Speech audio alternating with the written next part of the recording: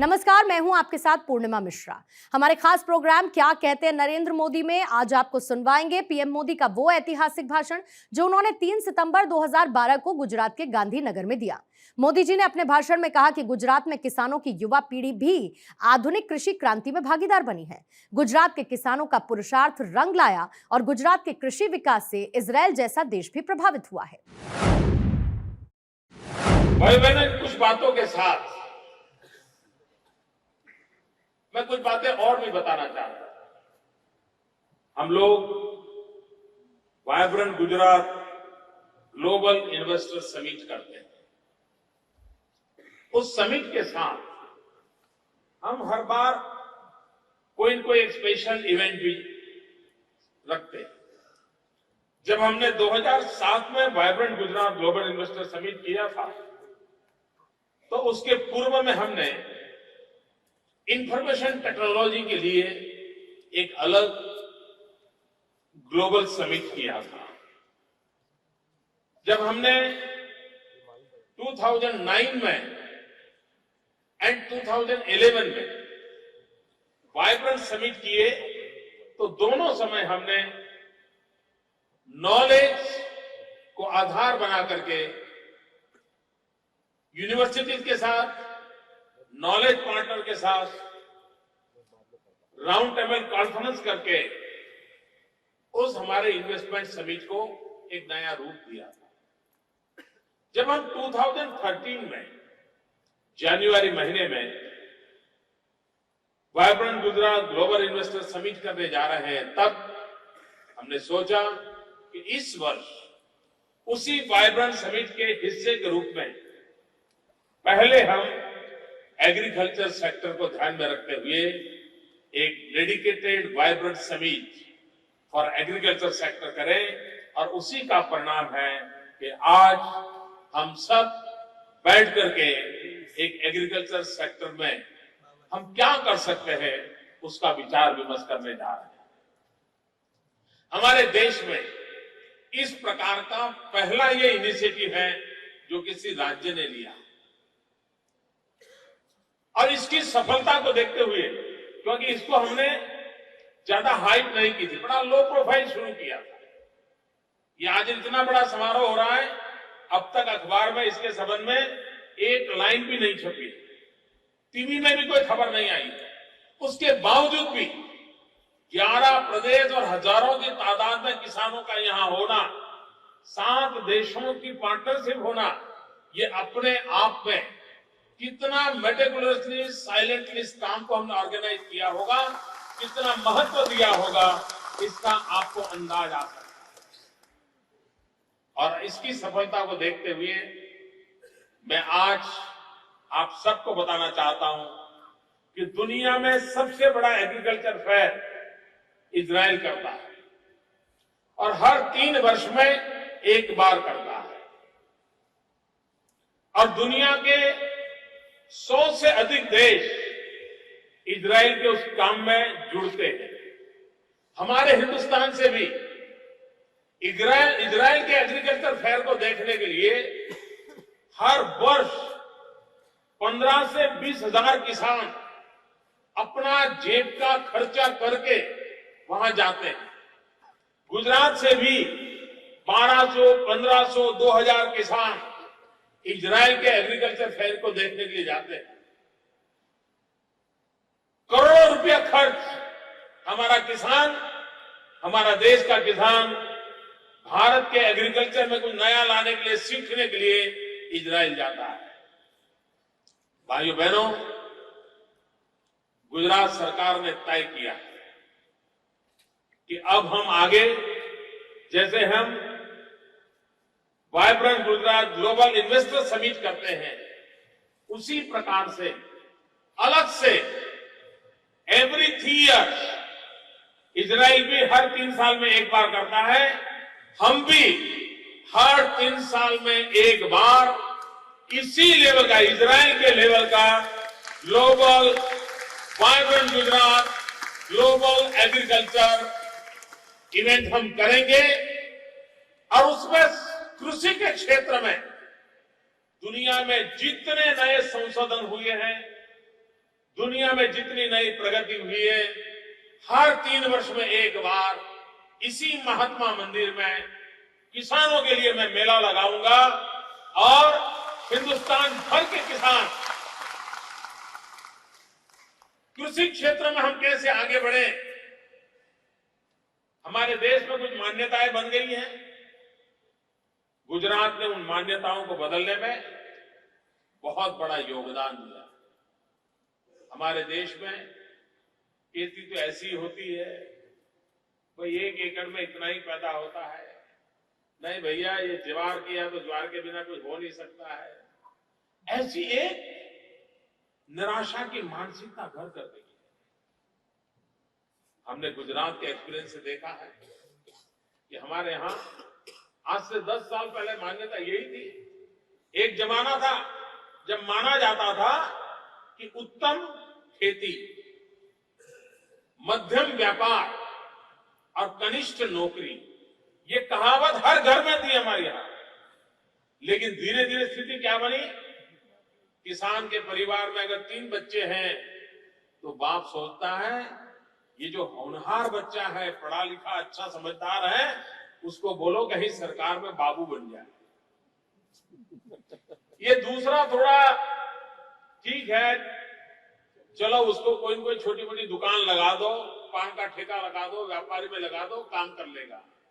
ये जो बुद्धू बचा है घर में, तीसरा कम क्षमता है, चलो उसको खेती के काम में लगा देगा।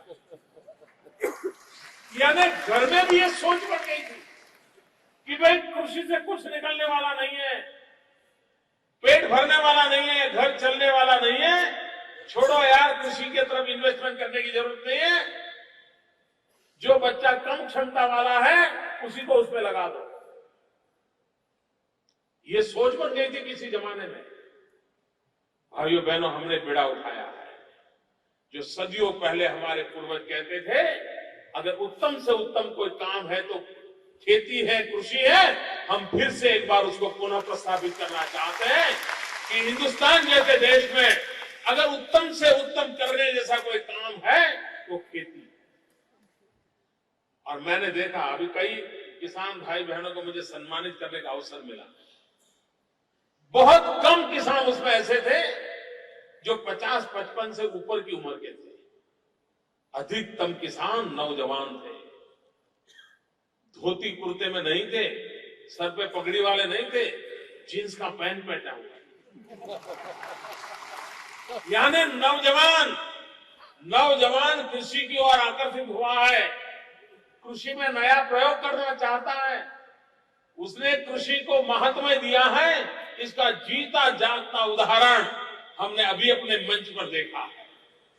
अगर ये संभावनाएं पड़ी है तो हम लोगों का दायित्व बनता है कि हम कृषि को कैसे आगे बढ़ाएं।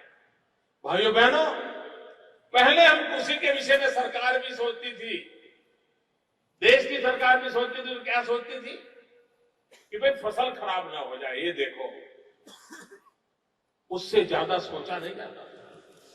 भारत सरकार का कोई एग्रीकल्चर डिपार्टमेंट होता है, राज्य सरकार का कोई एग्रीकल्चर डिपार्टमेंट होता है, कोई एग्रीकल्चर यूनिवर्सिटी होती है, एग्रीकल्चर इकोनॉमिक्स होता है, एग्रीकल्चर इंजीनियरिंग होता है, एग्रो इंफ्रास्ट्रक्चर होता है, एग्रो फंडिंग होता है। इन सारे विषयों का हमारे देश में चर्चा में ही नहीं था। जिसका डिपार्टमेंट है वो डिपार्टमेंट अपने ऑफिस चला रहा। यूनिवर्सिटी वालों को लगता था कि हमें बीएससी एग्रीकल्चर बच्चे पैदा कर करके छोड़ देने, बस ये सब टुकड़ों में ही चलता था। गुजरात सरकार ने सबको एक करने का, एक प्लेटफॉर्म पर लाने का प्रयास किया। हमने कृषि महोत्सव के माध्यम से कृषि क्षेत्र की जितनी विधाएं हैं, जितनी शक्तियां, जितनी सोच है, जितने अनुभव है, जितनी आशाएं हैं, सबको जोड़ने का एक काम किया और एक नया विश्वास पैदा किया। और सरकार एक कैटलिक एजेंट के रूप में, एक उद्दीपक की तरह उन सबके बीच में जुड़ी।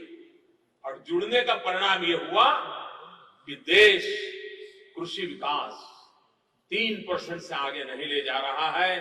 गुजरात जैसा प्रदेश जो कुदरत पर जीता है, जिसके पास नदियां नहीं है, उस गुजरात ने पूरा 1 दशक 10% से भी ज्यादा कृषि विकास दर करके दुनिया के लोगों को भी अचंभे में डाल दिया। इजराइल की खेती का बहुत बड़ी तारीफ होती है, लेकिन इजराइल के कौंसिल जनरल ने जब ये सुना अभी मंच पे कि गुजरात 10% है तो उनको आश्चर्य हुआ। यानी इजराइल के लोगों को भी सरप्राइज हो रहा है कि गुजरात कैसे 10% पहुंचा है। भाइयों बहनों, गुजरात अगर पहुंच सकता है तो हिंदुस्तान भी पहुंच सकता है। और भाइयों बहनों, हमने सपना देखा। अगर हम सपना देखें तो स्थितियां बदली जा सकती हैं। हम सबको याद है यहां जो जिनकी आयु 55-60 साल हुई होगी, उन सबको पुरानी कथाएं याद होगी। हमारे देश में पेट भरने के लिए नेहरू के जमाने में PL 480 गेहूं विदेश से लाना पड़ता था। पंडित नेहरू के जमाने में हिंदुस्तान को पेट भरने के लिए हिंदुस्तान में अन्न पैदा नहीं होता था, अन्न बाहर से लाना पड़ता था। PL 480 गेहूं गुजरात के बंदरों पर आते थे और पूरे देश में वो जाते थे। सरकार की आधी मशीनरी इस बात में बिजी रहती थी कि बंदरों पर माल कब पहुंचेगा, वो माल कब उठाया जाएगा, उस माल को हिंदुस्तान के कोने कोने कैसा पहुंचाया जाएगा। सरकार की आधी मशीनरी उसी में लगी रहती थी। वो दिन हिंदुस्तान ने देखे हैं, आजाद हिंदुस्तान ने देखे हैं। लेकिन एक लाल बहादुर शास्त्री आए और लाल बहादुर शास्त्री ने मंत्र दिया, जय जवान जय किसान। और लाल बहादुर शास्त्री ने हिंदुस्तान के किसानों को कहा कि मेरा देश कृषि प्रधान हो, मेरे देश के किसानों में इतना दम हो और हिंदुस्तान को पेट भरने के लिए दुनिया की ओर देखना पड़े, ये स्थिति मुझे मंजूर नहीं है, हमने कुछ करना चाहिए। उन्होंने हिंदुस्तान के किसानों का आह्वान किया और भारत के किसानों ने लाल बहादुर शास्त्री के एक शब्द पर अपना जीवन लगा दिया और अन्न के भंडार हो गए। मेरे देश के किसान ने रात दिन पसीना बहाया, हिंदुस्तान के अन्न के भंडार भर दिए और उसके बाद इस देश को पेट भरने के लिए कभी विदेशों से कुछ लाने की जरूरत नहीं पड़ी। ये काम मेरे देश के किसानों ने किया है। यही जमीन, यही पानी, यही पद्धति, लेकिन सही नेतृत्व मिला तो देश का किसान खड़ा हो गया और देश के अन्न भर दिए, अन्न के भंडार भर दिए। भाइयों बहनों, क्या हम अपना ही पेट भरने के लिए पैदा हुए हैं क्या? मेरे किसान भाइयों बहनों, 11 राज्य के किसान मेरे सामने बैठे हैं। मैं गुजरात जैसे एक छोटे से राज्य का मुख्यमंत्री, आपका सेवक, मैं आपके दिलों में एक प्रश्न उठाना चाहता हूं। मैं आपसे आह्वान करना चाहता हूं, क्या हिंदुस्तान का किसान सिर्फ अपना ही पेट भरने के लिए पैदा हुआ है? नहीं। क्या हिंदुस्तान का किसान सिर्फ हिंदुस्तानियों का पेट भरने के लिए पैदा हुआ है? नहीं। भाइयों बहनों, मेरे देश का किसान सपना देखे, पूरा हिंदुस्तान सपना देखे कि हम पूरे यूरोप का पेट भरने की ताकत रखते हैं। पूरे यूरोप का हम इतने आगे बढ़े कि यूरोप के लोगों को चावल चाहिए, गेहूं चाहिए, सब्जी चाहिए, हिंदुस्तान के किसान पर निर्भर रहना पड़े। हिंदुस्तान का किसान जब तक भेजे नहीं तब तक उसको पेट न भर पाए।